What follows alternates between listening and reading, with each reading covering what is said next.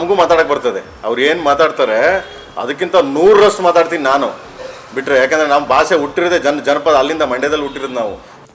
ಜೋಗಿ ಪ್ರೇಮ್ ಏನು ಸ್ವಾಮಿ, ಅವನಿಂದ ಅವನು ಉದ್ಧಾರ ಆದವ್ರೆ. ನಾನು 10 ಚಾಯಿಸ್ಕೊಂಡು 18 ವರ್ಷ ಆಯ್ತು. ಎಷ್ಟು ಹೋಗಿದ್ದೀರಾ ಅವ್ರಿಗೆ? ನಾನು ತಗೊಂಡಿದ್ದೆ, ಕೊಟ್ಟೆ, ಸಿನಿಮಾ ಮಾಡಲಿಲ್ಲ. 2 years 3 years ಸಿನಿಮಾ ಮಾಡಲಿಲ್ಲ, ಬರಲಿಲ್ಲ. ಬಾಳ ನೀನು ಕೆಲಸ ನನ್ನ ಮುಂದೆ ಔಷಧಿ ಹೋರಾಡ್ತಿಯಲ್ಲ. ನಿಮ್ಮ ಅಪ್ಪ ನೀವು ಹುಟ್ಟಿದ್ರೆ ಬಾ ನನ್ನ ಮುಂದೆ. ಯಾಕೆ ಈ ಥರ ಮನೆ ಆಳು ಕೆಲಸ ಮಾಡ್ತೀರಾ? ನನ್ನ ಬಗ್ಗೆ ಮಾತಾಡಿದ್ದಾರೆ, AP ಅರ್ಜುನ್ ಅವ್ರ ಬಗ್ಗೆ ಮಾತಾಡಿದ್ದಾರೆ, ಅಪ್ಪು ಅವ್ರ ಬಗ್ಗೆ ಮಾತಾಡಿದ್ದಾರೆ, ದರ್ಶನ್ ಅವ್ರ ಬಗ್ಗೆ ಮಾತಾಡಿದ್ದಾರೆ, DK ಸಾಹೇಬ್ರ ಬಗ್ಗೆ ಮಾತಾಡಿದ್ದಾರೆ. ನನ್ನ ಬಗ್ಗೆ ಮಾತಾಡ್ಬೇಕಾದ್ರೆ, ಆಮೇಲೆ ನನ್ನ ಯೋಗ್ಯತೆ ಬಗ್ಗೆ ಮಾತಾಡ್ಬೇಕಾದ್ರೆ ನೀನು ಫಸ್ಟ್ ಆಫ್ ಆಲ್ ಅವ್ರ ಯೋಗ್ಯತೆ ಇರಬೇಕು. ಯಾರು ಸ್ಟ್ರಾಂಗ್ ಇಲ್ಲ. ಇದೇ ಅಂಬರೀಷ್ ಅಣ್ಣ ಇದ್ದಿದ್ರೆ, ಇದೇ ಬಂದ್ಬಿಟ್ಟು ಅಮ್ಮ ಇದ್ದಿದ್ರೆ ಯಾರಾದ್ರೂ ಕರೆದು ಬೈತಿದ್ರ, ಮಾತಾಡ್ತಿದ್ರ, ಯಾರಾದ್ರೂ ಹೇಳ್ತಿದ್ರ? ನಾನು ಏನಕ್ಕೆ ಬಂದೆ ಅಂದ್ರೆ ಇವತ್ತು ಆ್ಯಕ್ಚುಲಿ ಬರ್ತಿರ್ಲಿಲ್ಲ. ನಿಜ ಹೇಳ್ಬೇಕು ಅಂದರೆ ನನಗೆ ಇದು ಅವಶ್ಯಕತೆ ಇರಲಿಲ್ಲ. ಬೇಸಿಕಲಿ ಇವರು ಮಾತಾಡೋದು ಬಂದ್ಬಿಟ್ಟು ತುಂಬ ತೀರಾ ಈ ತಾಯಿದಿರ ಬಗ್ಗೆ, ಯಂಗ್ಸ್ ಅಂದರೆ ಸ್ತ್ರೀ ಅಂದರೆ ತಾಯಿಂದಿರೋ ಇದ್ರ ಬಗ್ಗೆ ಮಾತಾಡಿದ್ರೆ ತುಂಬ ಕೆಟ್ಟದಾಗೆ. ನೀವು ನೋಡಿದ್ದೀರಿ ಎಷ್ಟು ಚಂದ ಅಂದರೆ ಅಬ್ಯೂಸ್ ಎಷ್ಟು ಚೆನ್ನಾಗೆ, ಎಷ್ಟು ವರ್ಸ್ಟಾಗಿ ಅವನು ಅಂದರೆ ಎಜುಕೇಷನ್ ಇಲ್ಲದೇ ಇರೋ ರೀತಿ ಮಾತಾಡಿದ್ದಾರೆ ಅವರು. ವೈ ನಾನು ಕೇಳೋದು ವೈ, ಯಾಕೆ, ಏನಕ್ಕೆ? ನಿಮ್ಗೆ ಚೇಂಬರ್ ಇರಲಿಲ್ವಾ? ಚೇಂಬರ್ ಮಾತಾಡ್ಬೋದಾಗಿತ್ತು ಅಲ್ವಾ? ನಮಗೂ ಮಾತಾಡೋಕ್ಕೆ ಬರ್ತದೆ. ಅವ್ರು ಏನು ಮಾತಾಡ್ತಾರೆ ಅದಕ್ಕಿಂತ 100ರಷ್ಟು ಮಾತಾಡ್ತೀನಿ ನಾನು ಬಿಟ್ಟರೆ. ಯಾಕಂದರೆ ನಮ್ಮ ಭಾಷೆ ಹುಟ್ಟಿರೋದೇ ಜನಪದ, ಅಲ್ಲಿಂದ ಮಂಡ್ಯದಲ್ಲಿ ಹುಟ್ಟಿರೋದು ನಾವು ಅವ್ರಿಗಿನ್ನ ಚೆನ್ನಾಗಿ ಮಾತಾಡ್ತೀನಿ ಈ ಥರ ಲ್ಯಾಂಗ್ವೇಜ್. ಬಟ್ ನಾನು ಆ ಥರ ಕೀಳು ಮಟ್ಟಕ್ಕೆ ಇಳಿಯಲ್ಲ, ಯಾವತ್ತೂ ಇಳಿಯೋಕ್ಕೆ ಹೋಗೋದು ಇಲ್ಲ ನಾನು.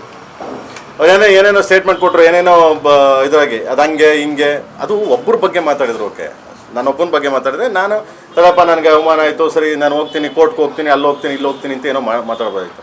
ಪ್ರತಿಯೊಬ್ಬರ ಬಗ್ಗೆ, ಇಂಡಸ್ಟ್ರಿ ಪ್ರತಿಯೊಬ್ಬರ ಬಗ್ಗೆ ಮಾತಾಡಿದ್ದಾರೆ. ಏನಂತ ನನ್ನ ಬಗ್ಗೆ ಮಾತಾಡಿದ್ದಾರೆ, AP ಅರ್ಜುನ್ ಅವ್ರ ಬಗ್ಗೆ ಮಾತಾಡಿದ್ದಾರೆ, ಅಪ್ಪು ಅವ್ರ ಬಗ್ಗೆ ಮಾತಾಡಿದ್ದಾರೆ, ದರ್ಶನ್ ಅವ್ರ ಬಗ್ಗೆ ಮಾತಾಡಿದ್ದಾರೆ, DK ಸಾಹೇಬ್ರ ಬಗ್ಗೆ ಮಾತಾಡಿದ್ದಾರೆ, DK ಸಾಹೇಬ್ರ ಬಗ್ಗೆ. ಅಂದರೆ ಸೋ ಮೆನಿ.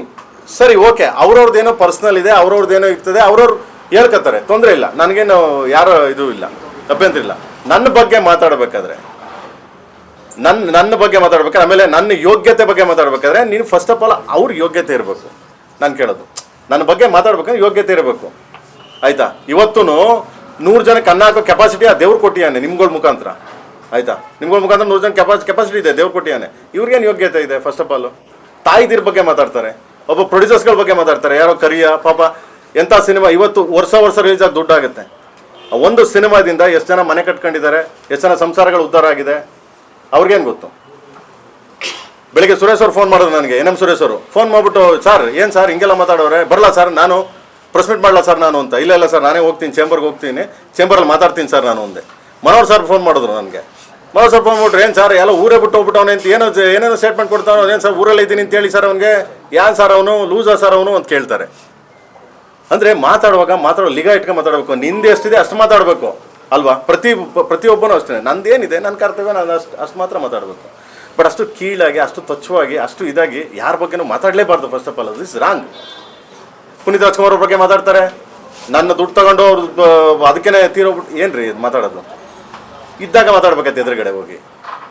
ದರ್ಶನ್ ಅವ್ರ ಬಗ್ಗೆ ಮಾತಾಡ್ತಾರೆ, ಪಾಪ ಅವರು ಜೈಲಲ್ಲಿದ್ದಾರೆ, ಆರಾಮಾಗಿ ಅವ್ರ ಕಷ್ಟ ಅವ್ರಿಗೆ ಗೊತ್ತು, ಅವ್ರ ಸಂಸಾರ ಅವ್ರಿಗೆ ಗೊತ್ತು, ಇದ್ದಾಗ ಮಾತಾಡ್ಬೇಕಾಗಿತ್ತು. ನನ್ನ ಬಗ್ಗೆ ಮಾತಾಡ್ತಾರೆ, ಯಾರೋ ನೀನು ಬಾ ಇಲ್ಲಿ ಬನ್ರಿ ಎಲ್ಲಿ ಬರ್ತೀರಾ? ಎಲ್ಲಿ ಬರೋಕ್ಕೆ ಸಾಧ್ಯ ನೀವು? ನನ್ನ ಮನೆ ಚಂದ್ರಲ್ಲೇ ಒಟ್ಟು, ನನ್ನ ಆಫೀಸ್ ಚಂದ್ರಲ್ಲೇ ಒಟ್ಟು, ನನ್ನ ತೋಟ ಬಂದ್ಬಿಟ್ಟು ಮದ್ದೂರು, ಇಡೀ ಕರ್ನಾಟಕಕ್ಕೆ, ಇಡೀ ಪ್ರತಿಯೊಬ್ಬರಿಗೂ ಗೊತ್ತಿದೆ. ಬಾ ಗುರು ಅಲ್ವಾ? ನೀನು ಕರೆದಾಗ ನೀನೇನಾದ್ರು ಆ ಥರ ತುಂಬ ನ್ಯೂಸೆನ್ಸ್ ಮಾಡಿದ್ರೆ ನಾನು ಅದಕ್ಕಿಂತ ನ್ಯೂಸೆನ್ಸ್ ಮಾಡ್ತೀನಿ. ನನಗೆ ದೇವ್ರು ಅಷ್ಟು ಕೆಪಾಸಿಟಿ ಕೊಟ್ಟಿಯಾನೆ, ಬಟ್ ಮಾಡಲ್ಲ. ಯಾಕೆಂದರೆ ನಿನ್ನಷ್ಟು ಕೀಳಾಗಿ ಇಳಿಯಲ್ಲ. ಆ ಥರ ಯಾರೂ ಮಾಡಬಾರ್ದು, ಮಾಡಂಗಿಲ್ಲ ದಯವಿಟ್ಟು. ಆಮೇಲೆ ಒಂದು ಏನು ಗೊತ್ತಾ, ಸಿನಿಮಾ ಇದೆ, ಅದನ್ನು ಕೂಡ ಉಲ್ಲೇಖ ಮಾಡ್ತಾರೆ. ಆಯ್ತು ಅಲ್ವಾ? ಧ್ರುವನ್ ಬಗ್ಗೆ KVN ಅವ್ರ ಬಗ್ಗೆ ಯಾಕೆ ಮಾತಾಡಬೇಕು? ಫಸ್ಟ್ ಆಫ್ ಆಲ್ ಗುರು, ಒಂದು ಸಿನಿಮಾ ಮಾಡಿದಾಗ ನಾನು ಕರಿಯಾ ಸಿನಿಮಾಯಿಂದ ಹಿಡಿದು ಟಿಲ್ ಟುಡೇ KD ಒಂದೇ. ಏನಂತ, ಒಂದು ಸಿನಿಮಾ ಮಾಡಿದಾಗ ಇನ್ನೊಂದು ಸಿನಿಮಾ ಅದು ಕಂಪ್ಲೀಟ್ ಆಗಿ ಬಿಸ್ನೆಸ್ ಮಾಡಿ ಪ್ರೊಡ್ಯೂಸರ್ ದುಡ್ಡು ಹೋದ್ಮೇಲೆ ಇನ್ನೊಂದು ಸಿನಿಮಾ ಮಾಡೋದು ನಾನು. ಅಲ್ಲಿವರೆಗೂ ಇವತ್ತಿನವರೆಗೂ ಮಾಡಿಲ್ಲ. ಇಡೀ ಚಿತ್ರರಂಗ ಗೊತ್ತು, ಮೀಡಿಯಾದವ್ರಿಗೂ ಗೊತ್ತು, ಪ್ರತಿಯೊಬ್ಬರಿಗೂ ಗೊತ್ತು, ಎಲ್ಲರಿಗೂ ಗೊತ್ತು. ಇದನ್ನ KD ಅನ್ನೋ ಸಿನಿಮಾನ ತಗೊಂಡ್ಬಿಟ್ಟು ನಾನು 3 ವರ್ಷದಿಂದ ಮಾಡ್ತೇನೆ. ಹಂಗಿದ್ರೆ ನಾನು 3 ವರ್ಷದಿಂದ ವೇಸ್ಟ್ ಅಲ್ಲ ನನ್ನ ಟೈಮು. ಏನು ಕೇಳಿ ನಾ ಇರೋದು? ಪ್ರೊಡ್ಯೂಸರ್ಗೆ ನೋವಾಗಬಾರ್ದು, ನನ್ನಿಂದ ತೊಂದರೆ ಆಗಬಾರ್ದು. ನಾನು ಅವ್ರು ರೆಡಿ ಮಾಡಿ ಪಿಕ್ಚರ್ ರಿಲೀಸ್ ಮಾಡಿ ತೊಗೊಂಡೋಗ್ಬಿಟ್ಟು ಅವ್ರು ಬಿಸ್ನೆಸ್ ಮಾಡಿ ಅದೇ ಅವ್ರು ಕೊಟ್ಟೋಗಿ ಇನ್ನೊಂದು ಸಿನಿಮಾಗೆ ಹೋಗ್ತೀನಿ ನಾನು. ಅದು ನಮ್ಮ ಇಷ್ಟ ರೀ. KVN 100 ಕೋಟಿ ಮಾಡ್ತಾರೋ 200 ಕೋಟಿ ಮಾಡ್ತಾರೋ 500 ಕೋಟಿ ಮಾಡ್ತಾರೋ ಅದು KVN ಅವ್ರದ್ದು, KVN ಸಂಸ್ಥೆಯವ್ರದ್ದು. ಅದು ಯಾರು ಮಾತಾಡೋಕ್ಕೆ? ನನ್ನ ಸಿನಿಮಾ ಬಗ್ಗೆ ನೀವು ಯಾರು ಹೂ ಅರಿವು ಮಾತಾಡೋಕ್ಕೆ? ಅದನ್ನು ಜನ ಮಾತಾಡ್ತಾರೆ. ಇಲ್ಲ ಮಾತುಗಳು ಅಂತಂದರೆ ಏನಾಗಿದೆ ಈಗ ನೋಡಿ, ನಾನು ಉದಾಹರಣೆಗೆ ಈಗ ಅವ್ರವ್ರು ಯಾರ್ಯಾರ್ದು ದುಡ್ಡು ಇಸ್ಕೊಂಡಿರ್ಬೋದು, ಕೊಟ್ಟಿರ್ಬೋದು, ಬಿಟ್ಟಿರ್ಬೋದು, ಗೊತ್ತಿಲ್ಲ ನನಗೆ. ಓಕೆ, ನಾನು ತಗೊಂಡಿದ್ದೆ, ಕೊಟ್ಟೆ, ಸಿನಿಮಾ ಮಾಡಲಿಲ್ಲ, 2 years 3 years ಸಿನಿಮಾ ಮಾಡಲಿಲ್ಲ, ಬರಲಿಲ್ಲ. ಆದ್ರೂ ಸರಾಗೋವಿಂದವ್ರು ಒಂದು ಮಾತು ಹೇಳಿದ್ರು, ಪ್ರೇಮವ್ರು ಏನೋ ಕಷ್ಟ ಅಲ್ಲದನೆ ಕೊಟ್ಬಿಡಿ ಪ್ರೇಮವ್ರೆ. ಕೊಟ್ಟೆ ನಾನು ಅವ್ರಿಗೆ. ಓಕೆ, ಊಟ ಮಾಡೋದು ಕೊಡ್ಬೇಕಾ, ಕರೆಂಟ್ ಬಿಲ್ ಕಡೋಕ್ಕೆ ಕೊಡ್ಬೇಕಾ ಇವ್ರುಗಳಿಗೆ? ಆಯ್ತಾ, ಬಂದು ಒಂದ್ಸರಿ ಬಂದ್ಬಿಟ್ಟು ಎಲ್ಲರೂ ಬಂದು ಇಲ್ಲಿ ಕುಂತ್ಕೊಂಡು ಇದು ಮಾಡಿದ್ರು, ಪ್ರಾಬ್ಲಮ್ ಕ್ಲಿಯರ್ ಆಯಿತು ಅಂದ್ಕೊಂಡು ಹೋದ್ರೆ ಮತ್ತೆ ಪ್ರಾಬ್ಲಮ್ ಶುರುವಾಯಿತು ಅನ್ನೋದಕ್ಕೆ ಇದೇ ನಿಮ್ಮ ಕ್ವಶನ್. ಅಂದರೆ ಯಾರೂ ಸ್ಟ್ರಾಂಗ್ ಇಲ್ಲ. ಇದೇ ಅಂಬರೀಷ್ ಅಣ್ಣ ಇದ್ದಿದ್ರೆ, ಇದೇ ಬಂದ್ಬಿಟ್ಟು ಅಮ್ಮ ಇದ್ದಿದ್ರೆ, ಯಾರಾದ್ರೂ ಕರೆದು ಬೈತಿದ್ರ, ಮಾತಾಡ್ತಿದ್ರ, ಯಾರಾದ್ರೂ ಹೇಳ್ತಿದ್ರ, ಬೆಲ್ಡ್ ಮಾಡಿ ತೋರಿಸ್ತಿದ್ರ, ಲವ್ ಬರ್ರ ಇಲ್ಲಿ ಯಾಕ್ರ ನಮ್ಮ ಮನೆ ಮರ್ಯಾದೆ ಇಟ್ಕೊಂಡು. ಯಾಕಂದ್ರೆ ಮನೆ ಅಂತೀವಲ್ವಾ, ನಮ್ಮ ಮನೆ ಅಂತೀವಿ. ಚಿತ್ರರಂಗ ಒಂದು ಮನೆ, ಇದು ಫಿಲ್ಮ್ ಚೇಂಬರು ಒಂದು ನಮಗೆ ತಾಯಿ ಸ್ಥಾನದಲ್ಲಿ ಇರೋದು ಇದು ಅಂತ ಹೇಳ್ತೀವಲ್ಲ. ಸೊ ಕೇಳ್ಬೋದಲ್ವಾ, ಮಾತಾಡ್ಬೋದಲ್ವಾ? ಯಾಕೆ ಕೇಳಲಿಲ್ಲ ಅವರು? ಆಮೇಲೆ ನಾನು ಹೇಳೋದು, ಒಂದು ಸರಿ ಯಾರಾದರೂ ಈ ಥರ ನ್ಯೂಸೆನ್ಸ್ ಮಾಡಿದಾಗ, ಯಾರಾದರೂ ಪ್ರಾಬ್ಲಮ್ ಮಾಡಿದಾಗ ದಯವಿಟ್ಟು ಬರಬೇಕು, ಬಂದು ಕೇಳ್ಬೇಕೆ, ಕರೀರಿ, ಅವ್ರು ಯಾರು ಕರೀರಿ ಅಂದ್ಬಿಟ್ಟು ಕುಂದಿಸ್ಕೊಂಡು ಮಾತಾಡಿ. ಯಾಕಂದ್ರೆ ಚಿತ್ರರಂಗ ಬಗ್ಗೆ ಕೆಟ್ಟದಾಗ ಮಾತಾಡ್ತೀವಿ ಹಾಕೊಂಡ್ರಿ, ಕರೀರಿ ಅಂತ ಕುಂದಿಸ್ಕೊಂಡು ಮಾತಾಡೋ ಧೈರ್ಯ ಯಾರಿಗಿದೆ? ಮಾಡ್ಬೇಕು. ಈಗ ಚೇಂಬರ್ ಮಾಡ್ಬೇಕೀಗ. ಅಮ್ಮ ಕೂತಿದ್ದಾರೆ, ಜಯಮಾಲಮ್ಮ ಕೂತಿದ್ದಾರೆ, ಈಗ ಚೇಂಬರ್ ಮಾಡ್ಬೇಕು, ಫಿಲ್ಮ್ ಚೇಂಬರ್ ಮಾಡ್ಬೇಕೀಗ.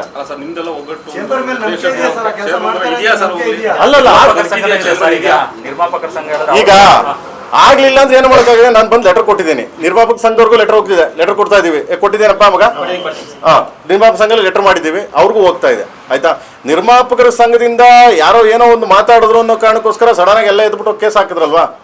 ಈಗ ಒಬ್ಬ ನಿರ್ದೇಶಕನ ಬಗ್ಗೆ ಮಾತಾಡಿದ್ದಾರೆ, ಒಬ್ಬ ಅಲ್ಲ, ಅರ್ಜುನ್, ನಾನು, ಆಮೇಲೆ ಅಪ್ಪು ಅವ್ರ ಬಗ್ಗೆ, ಕಲಾವಿದರ ಬಗ್ಗೆ, ಎಲ್ಲರ ಬಗ್ಗೆ ಮಾತಾಡಿ. ಯಾರು ಬರ್ತಾರೆ? ಯಾರು ಬಂದ್ರಿ ಸರ್? ಯಾರಾದ್ರೂ ಬಂದ್ರ ಸರ್? ಟಾರ್ಗೆಟ್ ಮಾಡೋದಕ್ಕೆ ಈಗ ದುಡ್ಡಿನ ವ್ಯವಹಾರ ಆಯ್ತು, ಕ್ಲಿಯರ್ ಮಾಡಿದ್ದಾರೆ ಎಲ್ಲ ಇದ್ದೀರಾ. ಸೊ ನಾನು ಎಲ್ಲರಿಗೂ ಹೇಳಲ್ಲ, ಯಾಕೆಂದ್ರೆ ಅದೊಂದು ತಿಳ್ಕೊಳ್ಳಿ. ದಯವಿಟ್ಟು ಯಾರು ನನ್ನನ್ನು ಬೆಟ್ ಮಾಡಿ ತೋರಿಸ್ಲೂಬೇಡಿ. ನೀವು ಎಲ್ಲರೂ ಇದ್ದೀರಾ, ಯಾರು ಇನ್ಕ್ಲೂಡಿಂಗ್ ನನ್ನನ್ನು ಸೇರಿಸಿ ಹೇಳ್ತೀನಿ ನಾನು. ಯಾವತ್ತು ನಾವು ಯಾವಾಗ ಕೆಟ್ಟದಾಗಿ ಮಾತಾಡ್ತೀವಿ ಯಾರ ಬಗ್ಗೆ, ಬೇರೆಯವ್ರ ಬಗ್ಗೆ, ನೀವು ಅಲ್ಲೇ ಕ್ವಶನ್ ಕೇಳ್ಬೋದು, ನೀವು ಅಲ್ಲೇ ಬೈಬೋದು ಅಲ್ವಾ, ಅಲ್ಲೇ ತಿದ್ದಿ ಹೇಳ್ಬೋದು. ಯಾಕೆಂದರೆ ಸಮಾಜದಲ್ಲಿ ಫಸ್ಟು ನಮ್ಮಂಥವ್ರನ್ನಾಗಲಿ, ಪ್ರತಿಯೊಬ್ಬ ರಾಜಕೀಯ ಆಗಲಿ, ಪೊಲಿಟಿಕ್ಸ್ ಏನೇ ಆಗಲಿ, ಸಮಾಜದಲ್ಲಿ ಸರಿ ದಾರಿಗೆ ಕರ್ಕೊಂಡು ಹೋಗೋದು ಓನ್ಲಿ ಮೀಡಿಯಾ. ಇವತ್ತು ನಮ್ಮನ್ನು ಕರ್ಕೊಂಡ್ಬಂದು ನೀವು ಚೇರ್ ಮೇಲೆ ಕೂತ್ಕೊಂಡು ಮಾತಾಡ್ತಾ ಇದ್ದರೆ ಬಿಕಾಸ್ ಆಫ್ ಯು, ನಿಮ್ಮಿಂದನೇ. ನೀವಿಲ್ಲ ಅಂದ್ರೆ ನಾವೇನೂ ಇಲ್ಲ, ಬೇಸಿಕಲಿ ಝೀರೋ. ಯಾಕಂದರೆ ತಲುಪಿಸಿದ್ರ ಮನೆಗೆ, ಇವ್ನು ಪ್ರೇಮ್ ಕಣಯ, ಇವರು ಪುನೀತ್ ರಾಜ್ಕುಮಾರ್ ಕಣಯ, ಇವರು ದರ್ಶನ್ ಕಣಯ, ಇವರು ಕಿಚ್ಚ ಸುದೀಪ್ ಕಣಯ ಅಂತ ತಲುಪಿಸಿದ್ರ ಮನೆಗೆ.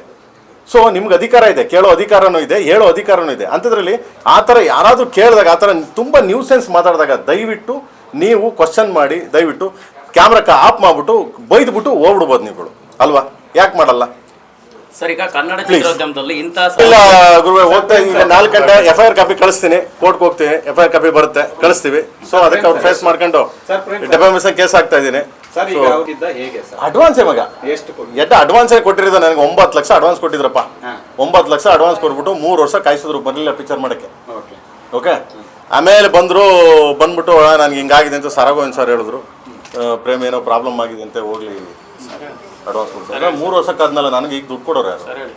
3 ವರ್ಷ ನಾನು ಪಿಕ್ಚರೇ ಮಾಡಲಿಲ್ವಲ್ಲ, ನನಗೆ ಯಾರು ಕಾಸು ಕೊಡ್ತಾರೆ? ನನಗೆ ಊಟ ಯಾರು ಆಗ್ತಾರೆ? ನನ್ನ ಹೆಂಡತಿ ಮಕ್ಳು ಯಾರು ಸಾಕ್ತಾರೆ? ಅಟ್ಲೀಸ್ಟ್ ನನ್ನ ಟೀಮ್ ಇದೆ, ನಾನು ಒಂದು 30-40 ಜನ ಹುಡುಗರಿದ್ದಾರೆ, ಆಫೀಸ್ ಬಾಡಿಗೆ ಯಾರು ಕಟ್ತೀರಾ?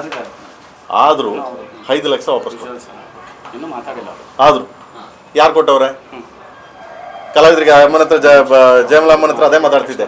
ಒಬ್ಬರು ಇವತ್ತಿನವ್ರಿಗೆ ಯಾರು ಕೊಟ್ಟವ್ರೆ ಅಡ್ವಾನ್ಸ್? ಆ ಥರ ವಾಪಸ್ಸು ನಾನು ಕೊಟ್ಟೆ, ನಾನು ಕರೆದ್ಬಿಟ್ಟು ಸರಾಗೊಂದವ್ರು ಇದಕ್ಕೆ ಇಟ್ಕೊಂಡೆ, ಅಧ್ಯಕ್ಷತೆಯಲ್ಲೇ ನಾನು ಕೊಟ್ಬಿಟ್ಟು ನಾನು ಕಳಿಸ್ದೆ, ಹೋಗಿ ಅಲ್ವಾ, ಕ್ಲಿಯರ್ ಅಲ್ವಾ. ಅದಾದ್ಮೇಲೆ 4 ಲಕ್ಷ ಕೊಡು, 4 ಲಕ್ಷ ಅದಾದ್ಮೇಲೆ ಏನು ಪ್ರಾಬ್ಲಮ್ ಆಯಿತು? ನನ್ನ ಆಫೀಸ್ ಮುಂದೆ ಬಂದರು, ಗೊತ್ತಿರ್ಬೇಕು ನಿಮ್ಗೆ. ಸಂಜೆ ಎಲ್ಲ ಬಂದು ಮನೆ ಆಫೀಸ್ ಹತ್ರ ಕೂತಿದ್ವಿ, ಅದು ಅಲ್ಲಿಂದ ನನಗೆ ಇದಾಯ್ತು. ತಪ್ಪದು ಅಲ್ವಾ?